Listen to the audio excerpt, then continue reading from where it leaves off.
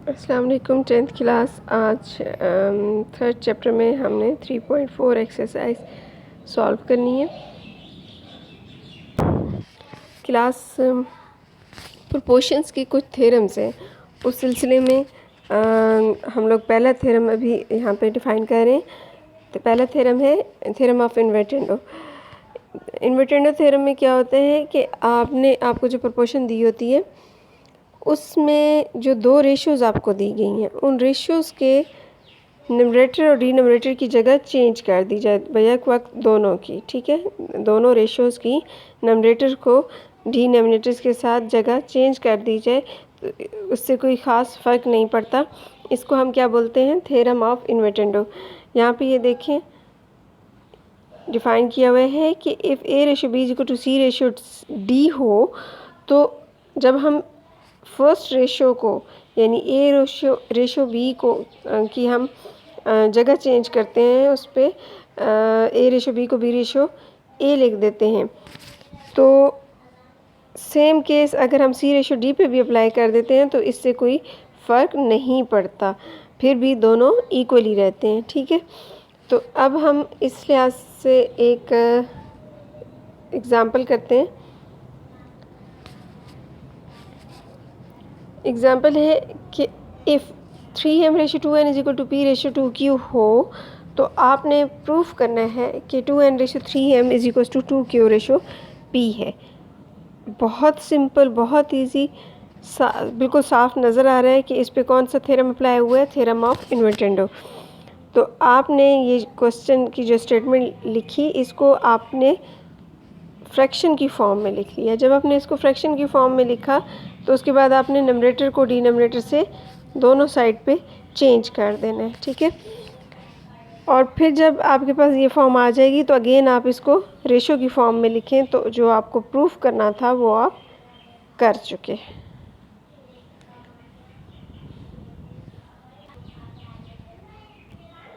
Next theorem is alternendo theorem.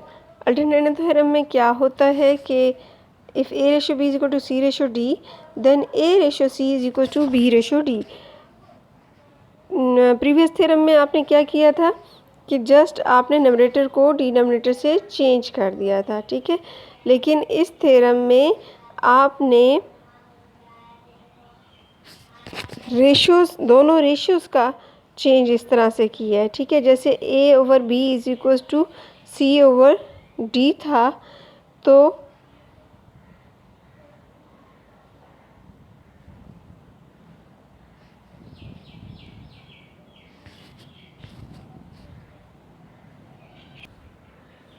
ये देखें theorem of invertendo में आपने क्या किया था कि अगर A over B is equal to C over D था, तो आपने इन द हाउस, ठीक है, आपने दूसरे हाउस में नहीं जाना था, इन द हाउस आपने चेंजेस की, यानी कि बी और ए को चेंज कर दिया, डी और सी को अपने अपने हाउस में।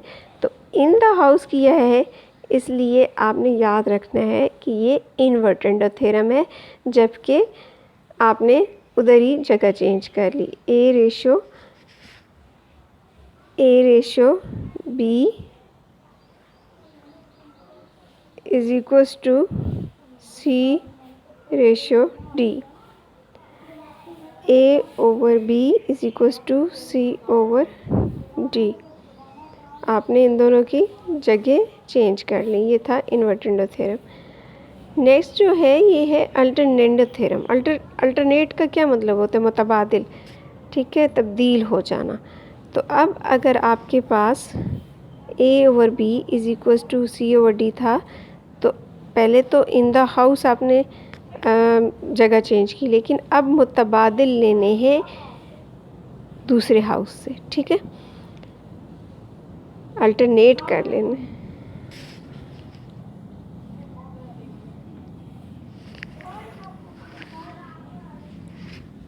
अल्टरनेट आपने लिया।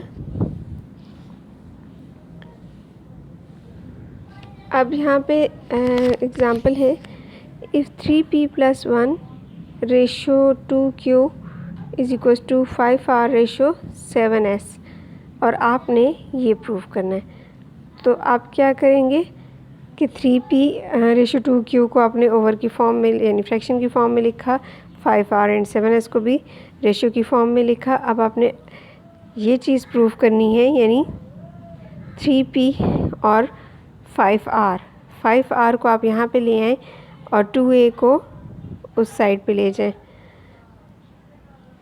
तो ये कौन सा थ्योरम है? अल्टरनेटो थ्योरम। आपने अल्टरनेट ले लिया उसका। अगेन इसको रेशियो की फॉर्म में लिख लिया। Theorem of componendo. Componendo theorem में है कि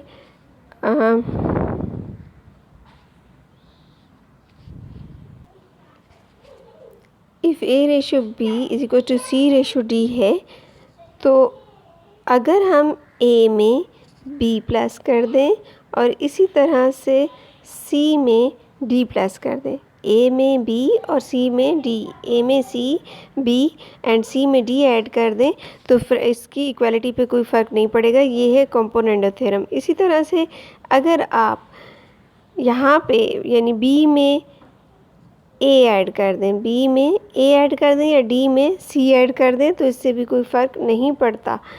अगेन बता रही हूँ, कॉम्पोनेंटो में क्या होता है कि आप A में अगर B ऐड कर रहे हो और C में D ऐड कर रहे हो एट ए टाइम, तो उसकी इक्वालिटी पे कोई फ़र्क नहीं पड़ेगा। इसी तरह से अगर आप डिनोमिनेटर ले रहे हैं B एंड D और उसमें आप A और C तरतीब से ऐड कर रहे हैं, तो तब भी इक्वालिटी पे कोई फ़र्क नहीं पड़ेगा। ये अलग अलग से आपने करना है। अगर आप फर्स्ट में कर रहे हैं तो इधर भी फर्स्ट में ऐड करेंगे।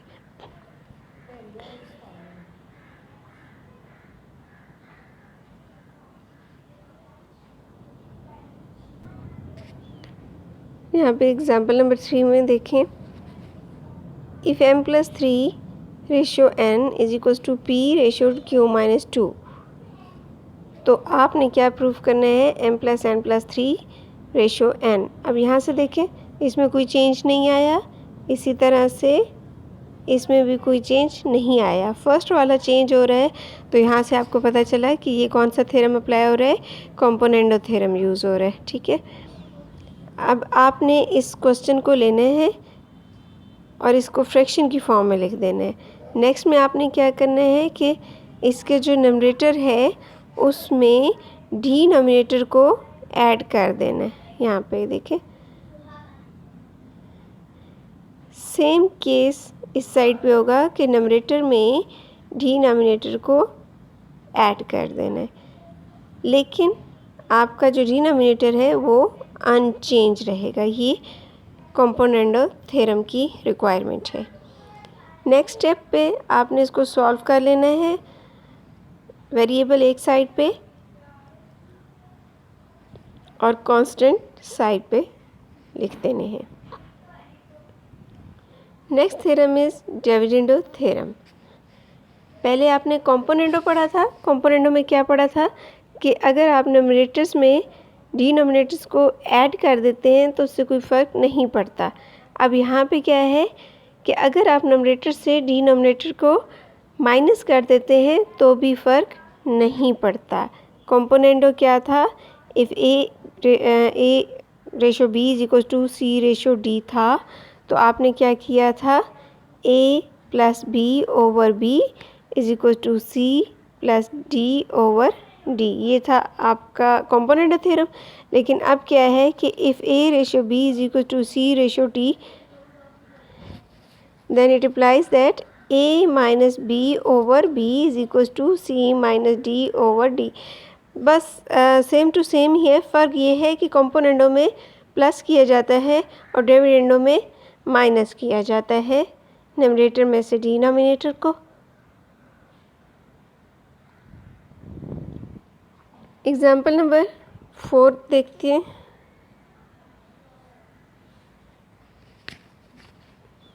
If m+1/n-2, 2p+3/3q+1, then you have to prove this।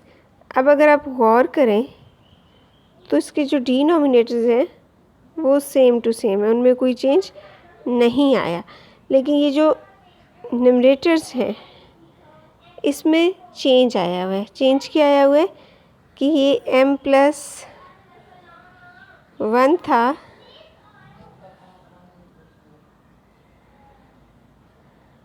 और यहाँ पे जो न्यू नंबर आया है वो है m-n+3। तो आप गौर करें तो इसमें अगर हम m+1 में n-2 को ऐड करें तो हमारे पास m-n+3 आएगा।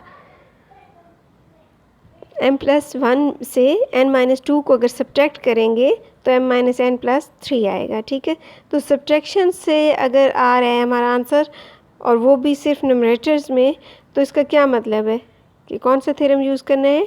Dividendo theorem. यहाँ पे देखें आपको फ्रैक्शन दी हुई, रेशो दी हुई थी, इसको आपने फ्रैक्शन की फॉर्म में लिखा। उसके बाद आपको ये नंबर चाहिए था यानी m-n। तो आपने m-n करने के लिए नंबरेटर में से डिनोमिनेटर को माइनस किया दोनों साइड्स पे। ठीक है,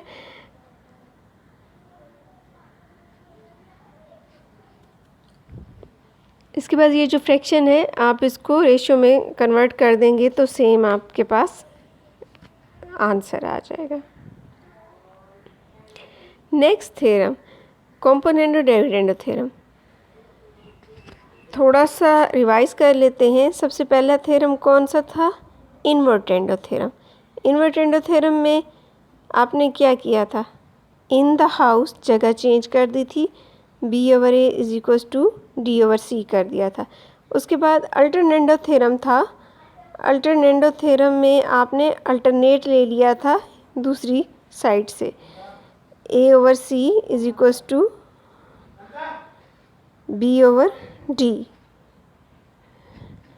नेक्स्ट आपके पास आया था कंपोनेंडो थ्योरम। कंपोनेंडो थ्योरम में आपने क्या किया था कि नंबरेटर्स में डिनोमिनेटर्स को ऐड कर दिया था।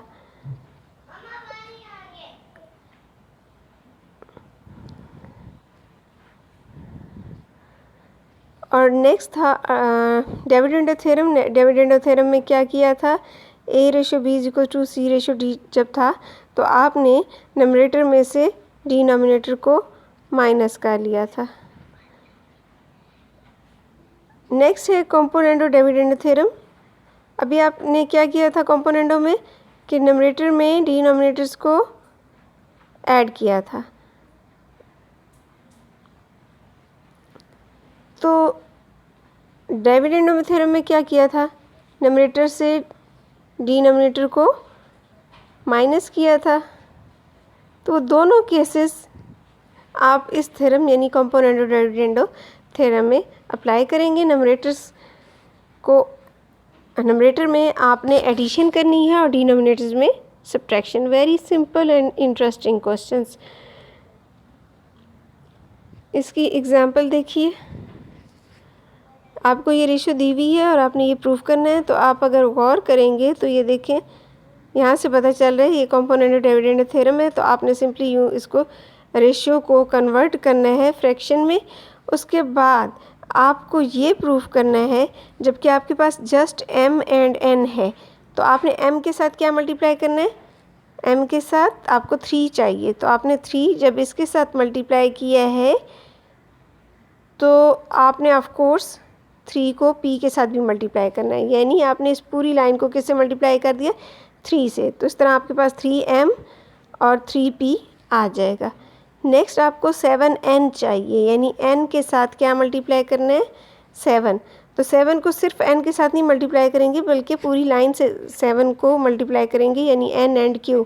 तो n के साथ तो 7 आएगा, q के साथ भी 7 आ जाएगा। तो हम देखें 3/7 से इसको मल्टीप्लाई करते हैं, ये वाली फॉर्म आ जाएगी। उसके बाद कंपोनेंडो डिविडेंडो थ्योरम के थ्रू नंबरेटर्स में इन दोनों को ऐड और डिनोमिनेटर में इन दोनों को सब्ट्रैक्ट कर देंगे। ठीक है, तो ये हमारा प्रूफ हो जाएगा आंसर। इसको आप रेशो की फॉर्म में लिख लीजिए।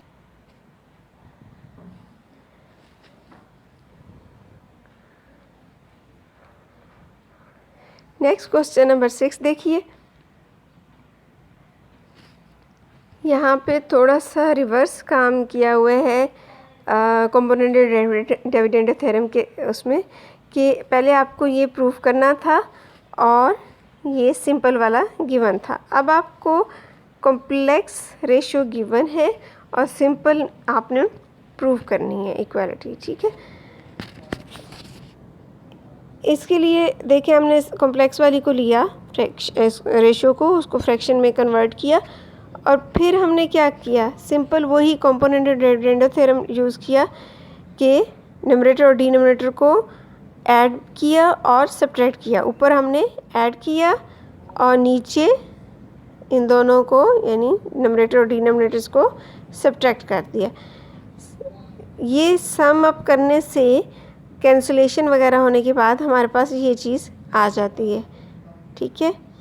इसमें अब आप देखें 10 10 कैंसिल हो जाएगा, जैसे ऊपर आपने पिछले क्वेश्चन में आपने मल्टीप्लाई किया था तो यहाँ पे आप डिवाइड कर देंगे 10 से। इसी तरह से नीचे 6 से कैंसिलेशन कर देंगे और आपके पास अब ये सिंपल रेशो जो कि रिक्वायर्ड थी बच जाती है। एग्जाम्पल नंबर 7 को देखिए। यहाँ पे आपको इस की वैल्यू फाइंड करनी है, जबकि आपको m की वैल्यू दी हुई है। m की ये वैल्यू ऐसा नहीं है, बल्कि इसको यूज़ करते हुए आपने इसकी वैल्यू फाइंड करनी है, ठीक है। आपने m को यूज़ करते हुए इसकी वैल्यू फाइंड करनी है। अब आपने जस्ट यहाँ से स्टार्ट लेना है, ठीक है, और लास्ट में आपके पास इसकी वैल्यू आ जाएगी। यहाँ पे देखें आपके पास है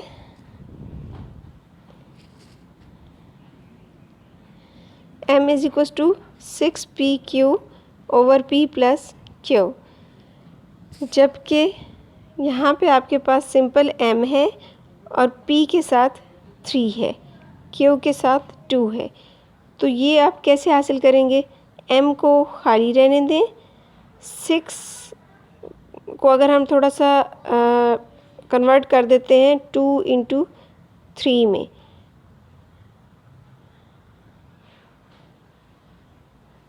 तो ये जो 2 है इसको हम क्या करते हैं q के साथ लिख देते हैं और p के साथ हम 3 लिख देते हैं। 6 को कैसे लिख लेते हैं, 3p into 2q over p+q को एज इट लिख देना है और m को भी एज इट लिख देना है। अब आपने ये जो 3p है इसको इस साइड पे लेके आना है, तो ये क्या हो जाएगा, डिवाइड।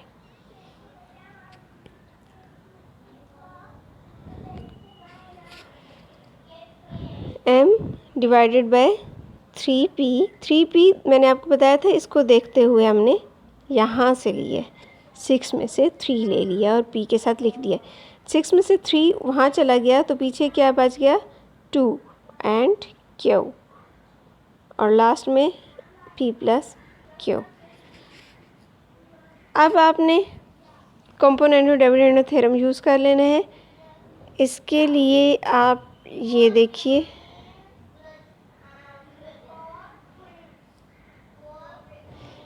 यहाँ तक मैंने आपको सॉल्व करके दिया, फिर उसके बाद कंपोनेंट डिविडेंड दोनों साइड्स पे लगाया। इस साइड को राइट हैंड साइड को हमने सॉल्व किया, हमारे पास ये वाली वैल्यू आ गई। अब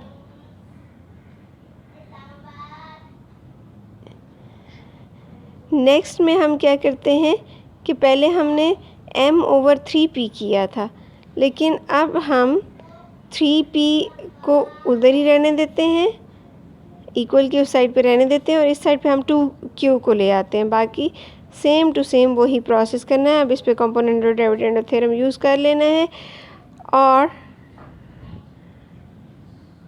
ये देखें, एक मरतबा हमने 3p को इस साइड पे लाया था तो कंपोनेंट डिविडेंड थ्योरम यूज़ किया, दूसरी दफ़ा हमने 2q को इस साइड पे लाया और दोबारा ये थ्योरम अप्लाई किया।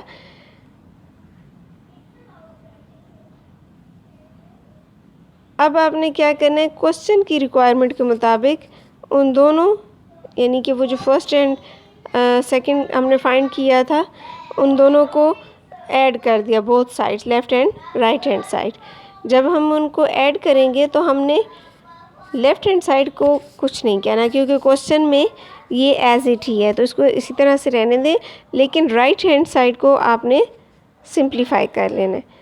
इससे जो आंसर आएगा वो आपके क्वेश्चन में जो वैल्यू दी गई थी, ये वाली इसकी वैल्यू आएगी। ठीक है, एग्जाम्पल नंबर 8 को देखें। Using theorem of component dividendo solve the equation. ये वाली इक्वेशन आपको सॉल्व करने के लिए दी गई है और कंपोनेंट डिविडेंडो थ्योरम यूज़ करना है। कोई ख़ास प्रॉब्लम नहीं है। ये देखिए, नंबरेटर में डिनोमिनेटर को ऐड किया, देन नीचे सब्ट्रैक्ट किया। इसी तरह से इस साइड पे नंबरेटर्स में डिनोमिनेटर को ऐड किया और फिर नंबरेटर में डिनोमिनेटर को माइनस कर लिया और फिर इसको सिंप्लीफाई किया, कैंसिलेशन की, तो हमारे पास ये आंसर आ गया। क्योंकि ये आंसर हमारे पास स्क्वायर रूट में है, इसलिए इसको ख़त्म करने के लिए हम स्क्वेयरिंग बोथ साइड्स करेंगे। और इसमें ये देखें, ये स्क्वायर रूट तो कैंसिल हो गया, लेकिन अब इसको मज़ीद सिंप्लीफाई करके हम देखें लास्ट पे एक्स की वैल्यू फाइंड कर लेते हैं। नेक्स्ट एग्जांपल नंबर 9 है। कंपोनेंट डिविडेंडो थ्योरम यूज़ करना है और इस इक्वेशन को सॉल्व करना है।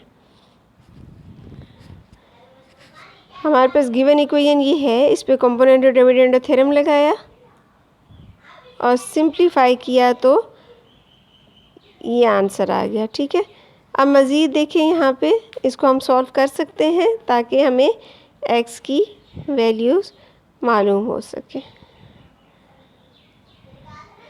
एक्सरसाइज देख लीजिए।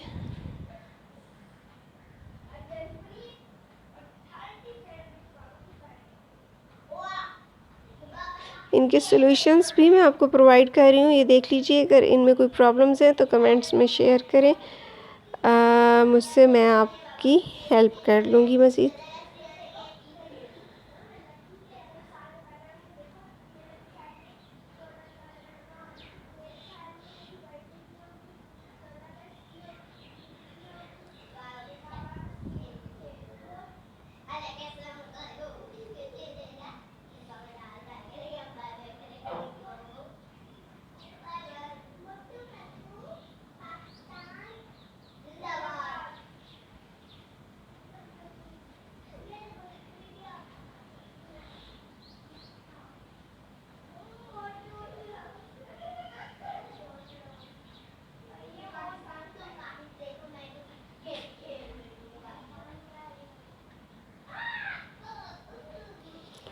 सेम प्रोसेस है जो एग्जांपल्स में आपको समझा दिया गया है। आई होप कि ये एक्सरसाइज आप इजीली कर लेंगे। ओके, टेक केयर, अल्लाह हाफिज़।